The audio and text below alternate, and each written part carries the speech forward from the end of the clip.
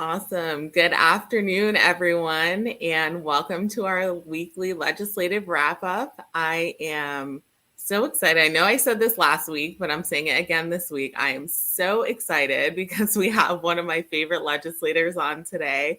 That's Representative Anna Eskimani of Orlando. How are you doing today, Anna? Hey, I'm hanging in there. Super busy, just surrounded by things to do and a lot of fights to have, but excited to be here.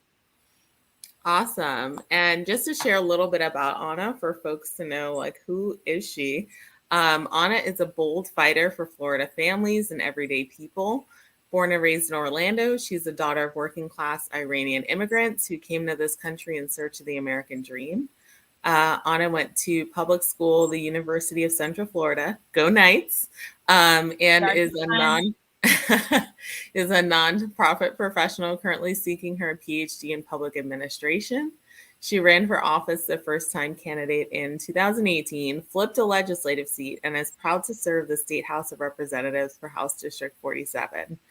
A track record of kind sacrifice, endless hard work, and ironclad values, Anna is known across the state and the nation as a leader who is unbothered, unbossed, and committed to the people of Florida. Oh, I just love that bio. Thanks, Brittany. Amazing, amazing. So I want to jump right in here today and take you back, like maybe to your childhood or early teenagehood, and just curious about what's your first memory of politics? Ooh, that's such a great question. Growing up as a daughter of working class immigrants, I think politics was always just a part of my identity. My parents came from different parts of Iran to the United States in search of the American dream and start in search of a new beginning. And so I remember my mom talking about, politics in Iran and how difficult it was for her to see her sisters, how difficult it was for her to ever go back to Iran. And of course, it wasn't just what's happening in Iran, it was the relationship between Iran and the United States government. And so I always kind of remember hearing how sad she was, and it kind of just gave me this feeling that like, wow, politics can be really damaging for people, but it Mhm. also can be a tool for good. It can be a tool to positively impact people's lives. So that always stuck with me as I got older.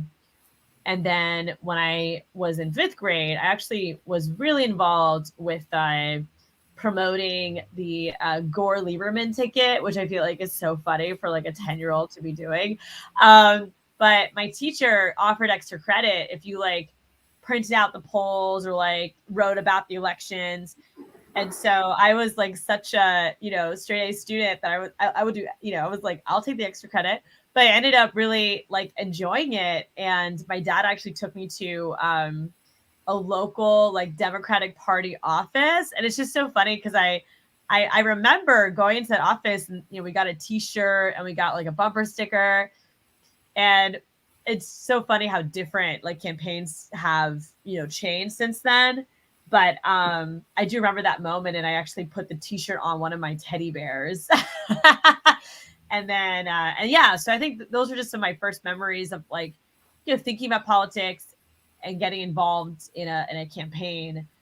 And of course, when I got to college, I got even more involved with campus organizing. Mhm. Awesome. Awesome. And just curious about what was your experience like getting into politics? I know you said you got into campus organizing in college, but what was that decision like for you? Like, hey, I'm going to run for office. And was there anything that like triggered that? Well, I have to tell you, it was not an easy decision to make. I was going back and forth a lot. I think one of my main catalysts was the love for my hometown and just the desire to ensure that my home community had strong representation that reflected the values of Central Florida.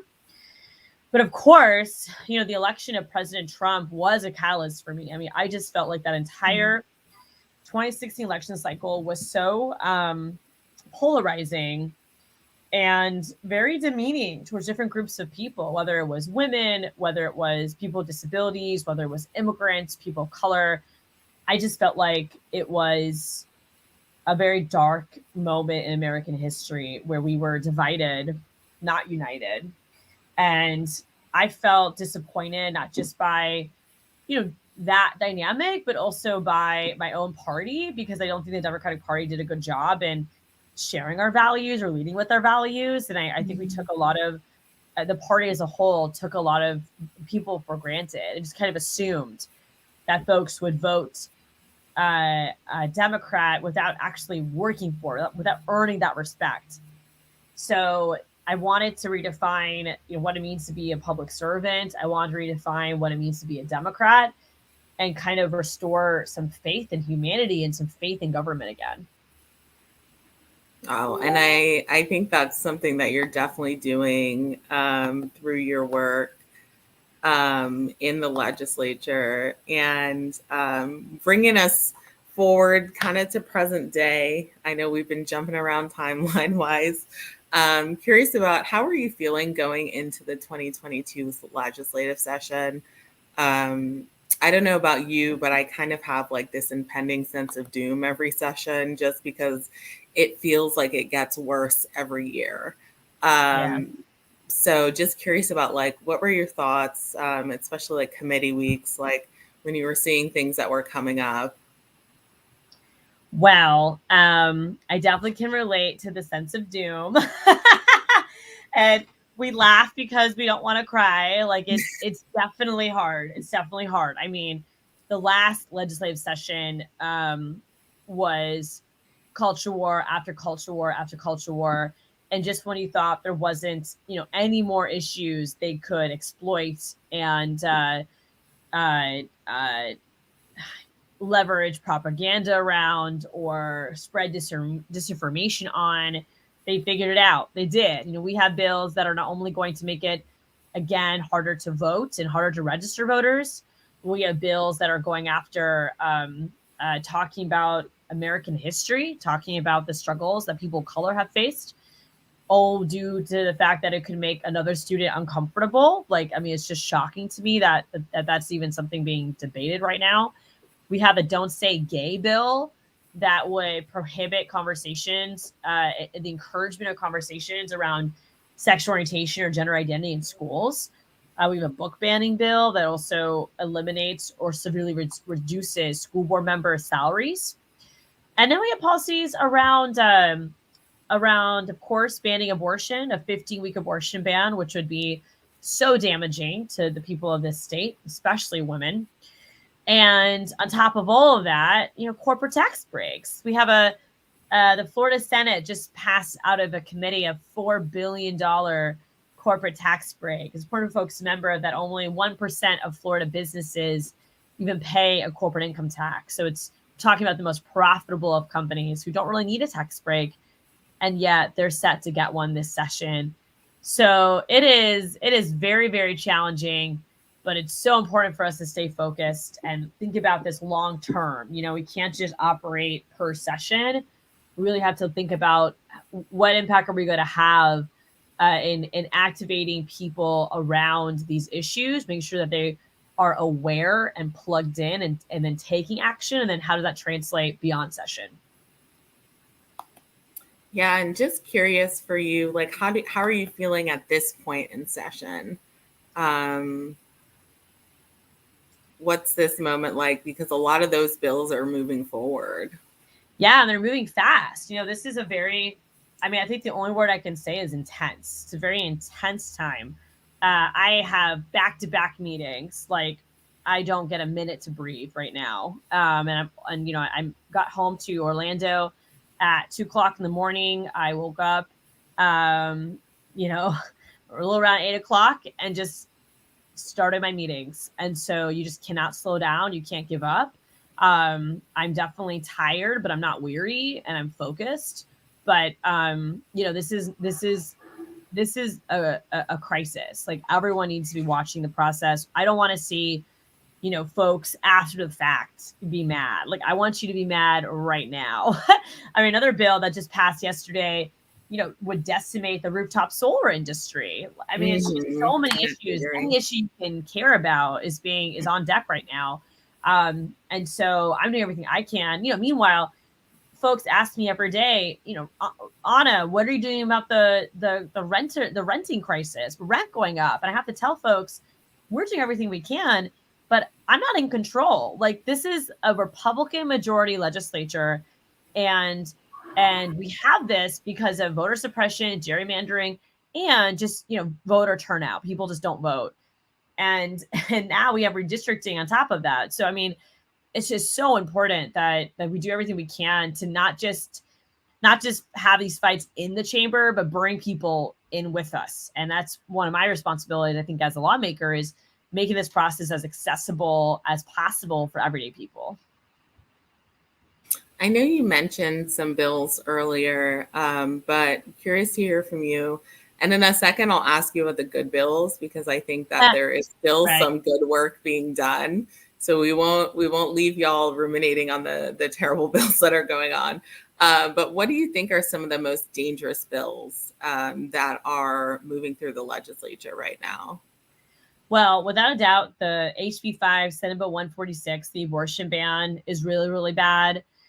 This would ban abortion at 15 weeks, provides no exception for rape, incest, or human trafficking, and is going to force anyone who finds themselves in a situation beyond 15 weeks to leave the state.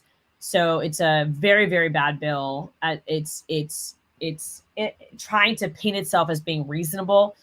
And I've had to stress to folks that there's no such thing as a reasonable abortion ban, and to stress that point to my colleagues and to all of our constituents. And I'm very lucky to have a district that overwhelmingly supports abortion access and has been joining us in opposition.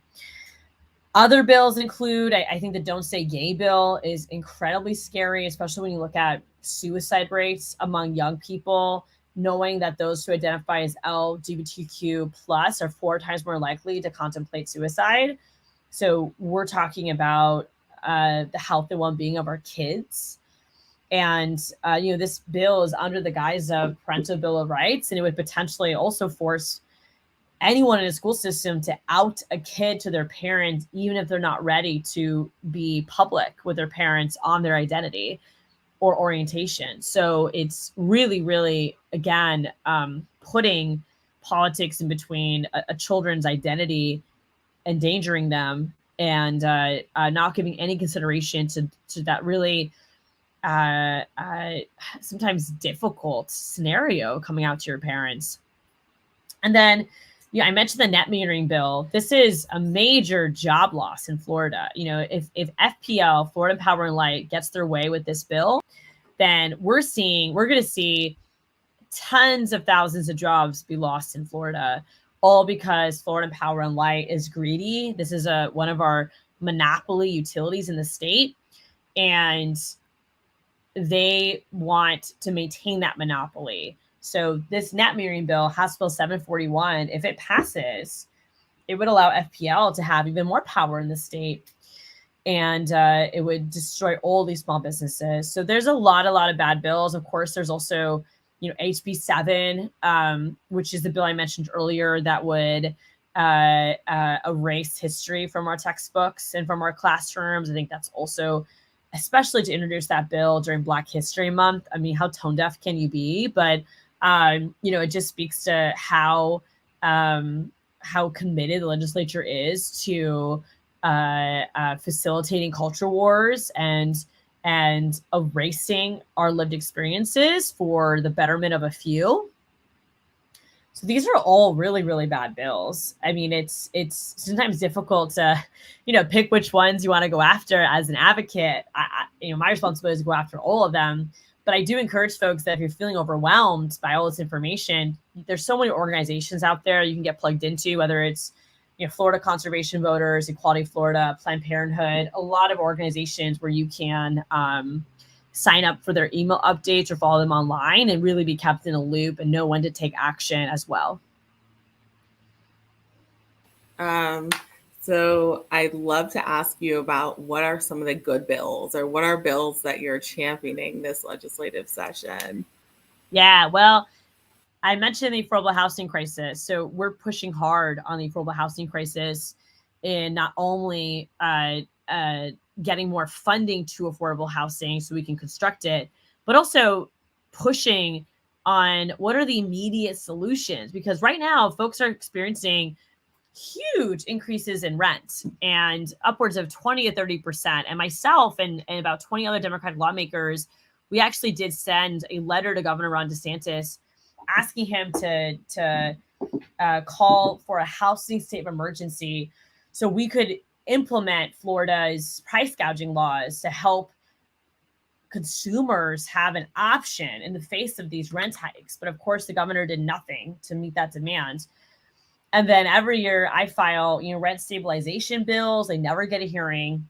And we're also doing what we can to look at other local solutions to help with the affordable housing crisis.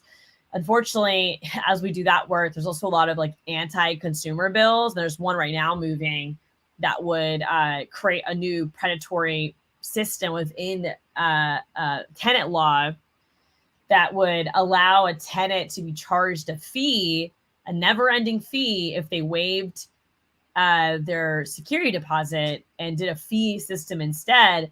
But then if you still have damages in your apartment, the landlord can go after you for it, and you don't have a security deposit to support you. And in some of these company programs, you waive your rights under Chapter 83 in Florida statute to even dispute the security deposit claim. So as we're fighting for affordable housing, we also are like combating some of these predatory programs that are branded as being good for affordable housing, but really are going to target poor people. But with that said, we also every year file our renewable energy goals legislation, and we've been very aggressive with the Public Service Commission and doing our best to, amplify the need to take on climate change and to get off fossil fuels. And there's some other complementary bills around like electric vehicles and things like that tend to be more bipartisan in nature. One good bill that I suspect will pass because it passed last session, but the governor vetoed it, is juvenile expungements. And so this is a very important bill that would basically allow young people who have a criminal history when they were juveniles to get a fresh start. And so the governor vetoed this last session, but it seems to be moving pretty fast right now.